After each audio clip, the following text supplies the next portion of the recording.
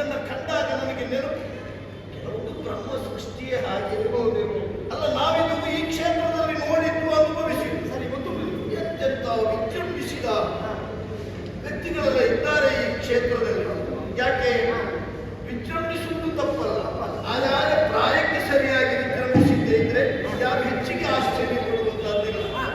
ವರ್ಷ 20ರಲ್ಲಿ 70ರ ಕೆಲಸ ಮಾಡಿ ಕಾಣುವವರನ್ನ ಮಂತ್ರಮುಗ್ಧಗೊಳಿಸ್ತಾನೆ ಅಂತ ಆದರೆ ಕಾಣುವ ಏನು ತಿಳಿಬೇಕು ಹೇಳು? 70ರಲ್ಲೆಲ್ಲ 20ರಲ್ಲೇ ಮಾಡ್ತಾ ಇದ್ದಾನೆ. ಬಹುಶಃ 70 ಕಾಣುವುದಿಲ್ವೋ?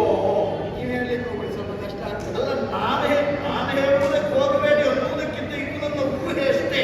ನಾನು ಬೆಳೆಸಬೇಕು ಏನು